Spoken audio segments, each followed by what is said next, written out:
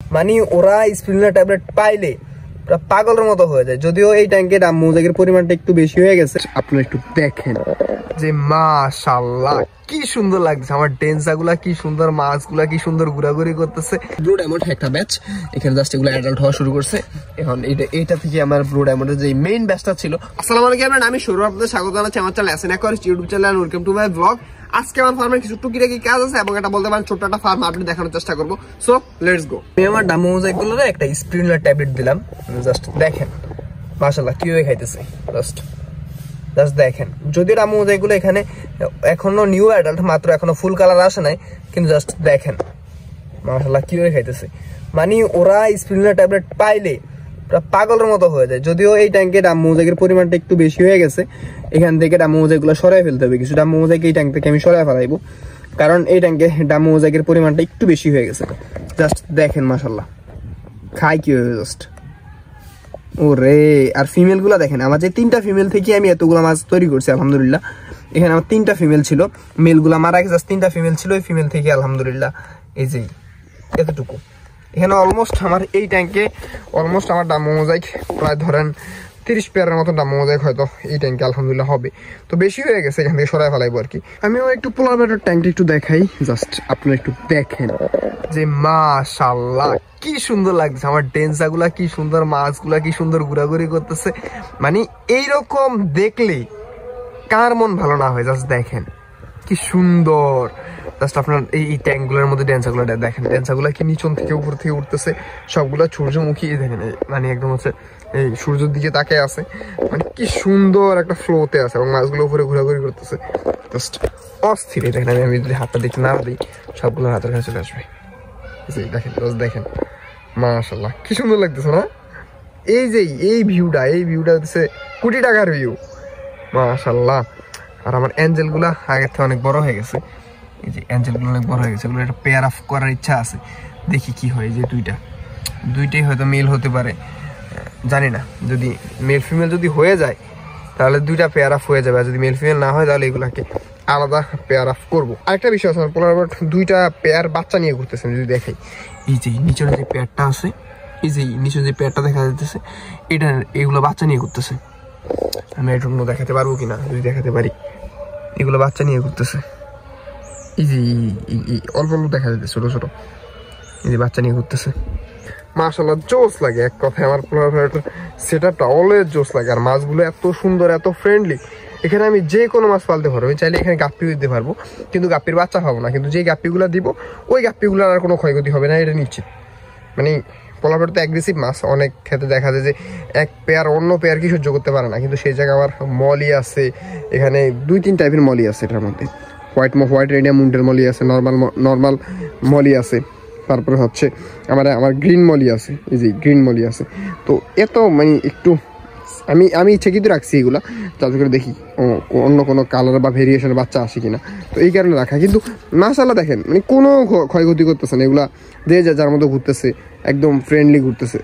মানে কোনো চিন্তা ভাবনা নাই ওদের, মানে একটা যে ক্ষয়ক্ষতি করবে বা কিছু করবে ওইরকম টেন্ডেন্সি ওদের নাই। খাবার দিয়ে দেখবেন খাবারগুলো কীভাবে এনজয় করে। একটু খাবার দিয়ে, একটু পাউডার খাবারটা দিচ্ছি, একটু খাবার দিয়ে দেখবেন কীভাবে খায়, কীভাবে এনজয় করে দেখেন।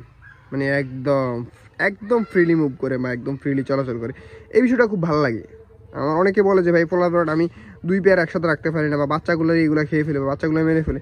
কিন্তু ওই জায়গায় দেখেন যে আলহামদুলিল্লাহ আমার একদম ফ্রিলি সবগুলো মুভ করতেছে, একদম ফ্রিলি সবগুলো থাকতেছে। ভালো লাগে বিষয়টা। আমি যদি এই বাসটা একটু দেখাই, এই বাসের এই উপরে যে নেটটা আছে না, নেটটা ভেঙে গেছে। ওই যে কর্নার যে খুঁড়িটা আছে, খুঁড়িটা অলরেডি ভেঙে গেছে। খুঁড়িটা ভেঙে যাওয়ার কারণে এই বাসটা এলোমেলো হয়ে যেতেছে। ব্যাপার না, ইনশাল্লাহ কিছুদিনের মধ্যে আমি এই পাশটা এবং এই যে এই পাশটা দেখা, এই যে এই পাশটা আমি আসলে নেটিং এর কাজ শুরু করে দিব। এই এখন দেখেন পুরো এলোমেলো হয়ে আছে, কিন্তু এটা এলোমেলো থাকবে না ইনশাল্লাহ। কিছুদিনের মধ্যেই এটার উপর একটা নেটিং দেওয়ার কাজ শুরু করে দেবো। যখন নেট দিয়ে দিব তখন একটা সুন্দর লাগবে। এই যে এখন জাস্ট ভিউটা একটু দেখেন, মাশাআল্লাহ কি সুন্দর একটা ভিউ আসতেছে। যাই হোক কথা। আর এই বাসটা একটা সময় ছিল, এই বাসটা অনেক সুন্দর ছিল, কিন্তু এই যে মানে পানি ওঠার কারণে, অতিরিক্ত বৃষ্টি হওয়ার কারণে এখানে মাটি চলে যাওয়ার কারণে এই বাসটা ডেবে যায়। পরবর্তীতে আর আমি এদিকে হইতেছে সুন্দর করে সেটআপটা দিতে পারলাম না। যে সেটআপটা করেছিলাম সেটআপটা নষ্ট হয়ে গেছিল। ইনশাল্লাহ রিসেন্টলি আবার এই সেটআপটা দ্বারা করানোর চেষ্টা করবো। তার আগে আমার হচ্ছে এই নেটটা ঠিক করা লাগবে, 1 নম্বর কথা। তো এটা গেল। এখন হচ্ছে আমি কিছু মাছ দেখাই আপনাদেরকে। আমার এই ট্যাঙ্কে আছে আমার এই ট্যাঙ্কে আছে ব্লু ডায়মন্ড একটা ব্যাচ, এখানে জাস্ট এগুলো অ্যাডাল্ট হওয়া শুরু করছে। এখন এইটা থেকে আমার ব্লু ডায়মন্ডের যে মেইন ব্যাচটা ছিল ওই ব্যাচটাকে আমি সেল করে দিছি। এখান থেকে যে ব্যাচটা আছে এই ব্যাচটা থেকে আমি আমার প্রোডাকশন করার চেষ্টা করবো, বা এই ব্যাচটা থেকে বড় করার চেষ্টা করবো। আমি একটা মেল দেখাই, জাস্ট একটা মেল দেখাই, মাশাআল্লাহ জাস্ট একটা মেল দেখেন। এটা হচ্ছে ব্লু ডায়মন্ডের একটা মেল, ওর টেলটা কত বড় জাস্ট দেখেন, ওর টেল কত বড় মাশাআল্লাহ।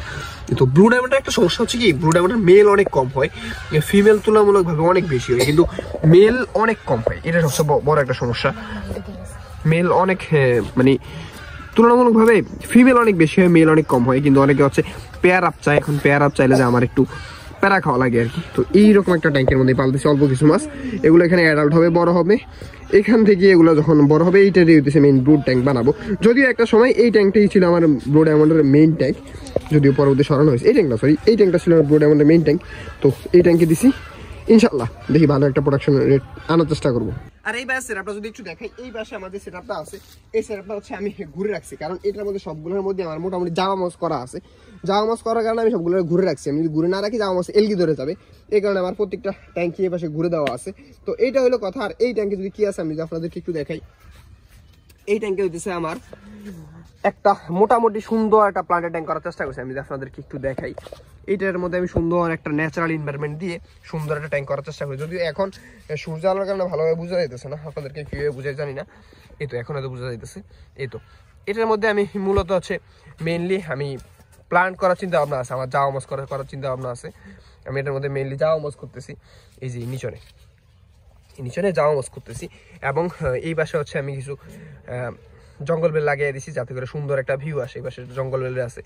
তারপরে এই পাশে হচ্ছে আমার কাবাম্বাগুলো আছে, এগুলো মাশাআল্লাহ অনেক সুন্দর হচ্ছে। আর আরেকটা বিষয় এটার মধ্যে করতেছি, আমি শিম করতেছি। এই ট্যাঙ্কে অল্প কিছু শিম দিছিলাম, এই নিচন দেখা যাচ্ছে অল্প কিছু শিম করতেছি এটার মধ্যে, যেখানে অল্প কিছু শিম্প আছে। যদি আমি শিম্পের জন্য ইনশাল্লাহ নেক্সটে অনেকগুলো ট্যাঙ্ক করবো, ওই ট্যাঙ্কের মধ্যে হচ্ছে আমি শিম্পের আলাদা একটা সেট আপ দিব। তো এটার মধ্যে আপাতত অল্প কিছু শিম্পা রাখা আছে। আর মেইনলি এটার মধ্যে আমি গাপ্পি ফ্রাইগুলো সবসময় বড় করি। আমি যদি একটু দেখাই, এটার মধ্যে হচ্ছে আমি ব্লু ডায়মন্ডের একটা ফ্রাইয়ের একটা ব্যাচ বড় করতেছি।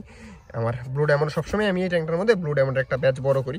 যখন এই ব্যাচটা বড় হয়ে যায় তখন হয়তো এই ব্যাচটা বড় হয়ে গেলে আমি এই পাশে দেই বা অন্য একটা বড় ট্যাঙ্কে দিই। তারপরে আমি আমার এই ট্যাঙ্কগুলো যদি একটু দেখাই, এই ট্যাঙ্কগুলো আমি মূলত একটু ঘুরে রাখছি।